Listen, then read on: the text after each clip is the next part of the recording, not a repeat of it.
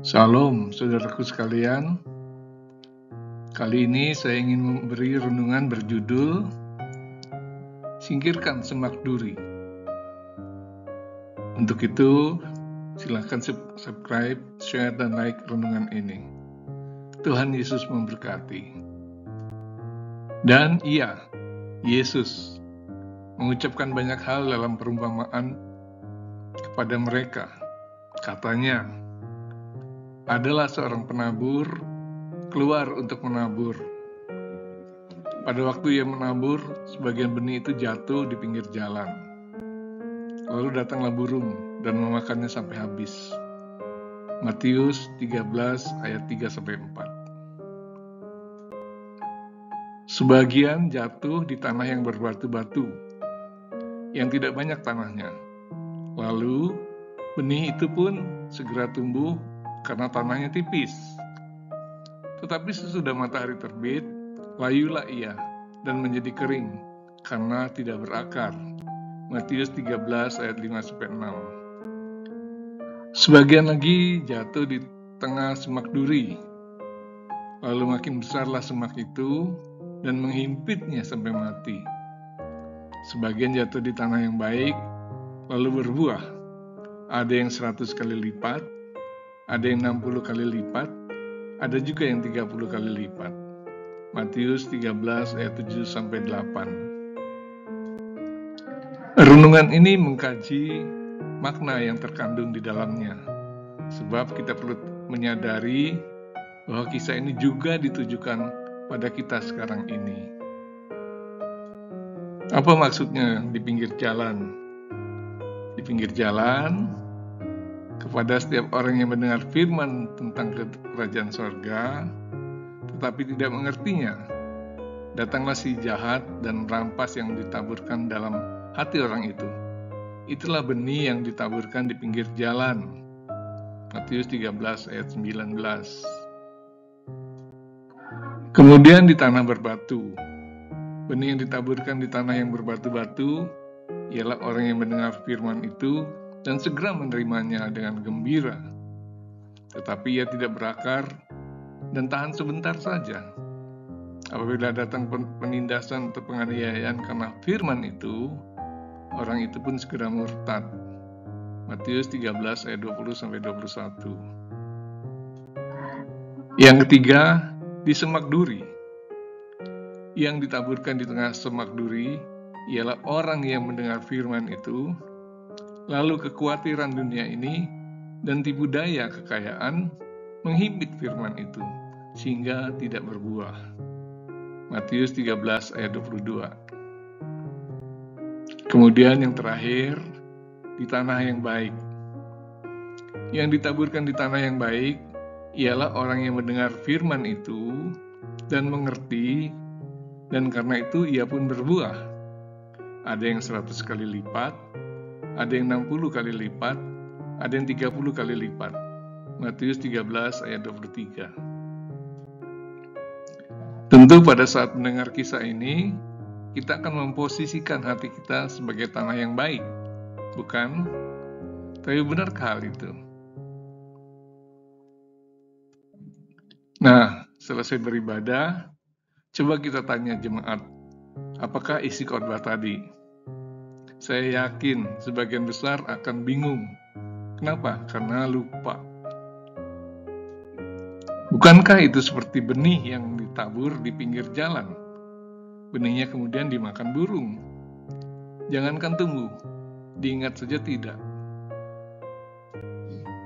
Tetapi terkadang itu bukan semata-mata karena kesalahan jemaat, namun bisa juga kesalahan si pengkhotbah.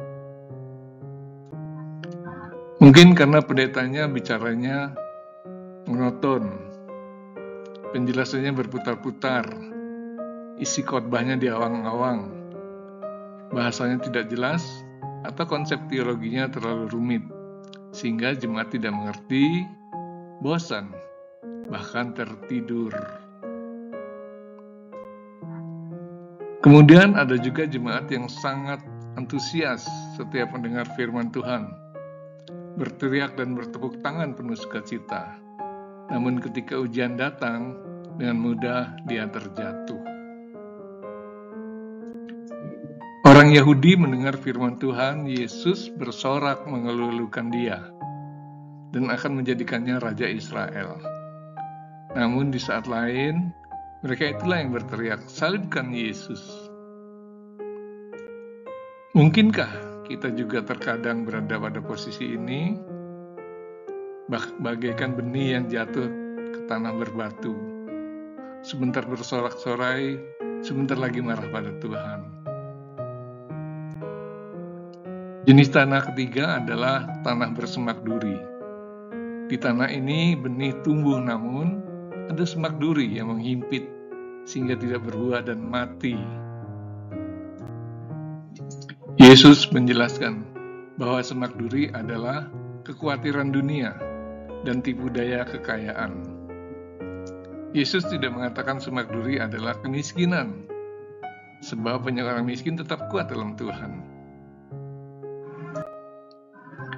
Juga bukan kekayaan, sebab banyak orang kaya juga kuat dalam Tuhan. Tapi kemiskinan dan kekayaan yang tidak berdasarkan pada firman Tuhan dapat membuat benih firman itu mati. Kekhawatiran dunia ini dapat berupa kecemasan atas keamanan lingkungan, bencana alam, kerusuhan, masalah ekonomi, masa depan, dan lainnya. Firman Tuhan berkata, janganlah khawatir, tetapi kita juga masih khawatir. Berarti benih perkataan Tuhan itu tidak berbuah karena kita terhimpit kekhawatiran. Ingatlah, burung di udara tidak menanam, tapi dipelihara Tuhan. Tetapi burung itu pun tidak bermalasan di sarangnya, melainkan berusaha mencari makan di luar.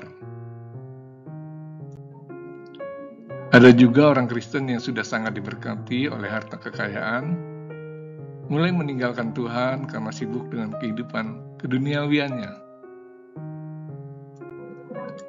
Berfoya-foya, sibuk bersenang-senang, sehingga tidak lagi memikirkan orang lain dan pekerjaan Tuhan.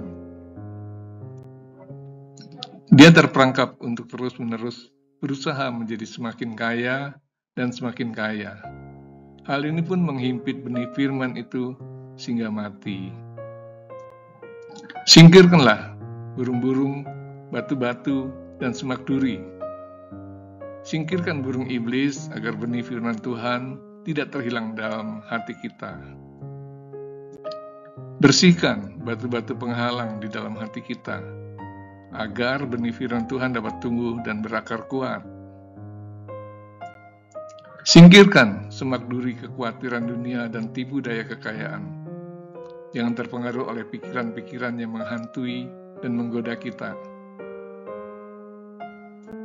Ketika semua itu telah dibersihkan dari hati kita, maka benih firman Tuhan akan bertumbuh dan berbuah lebat, sehingga firman itu menjadi berlimpah-limpah. Tuhan memberkati.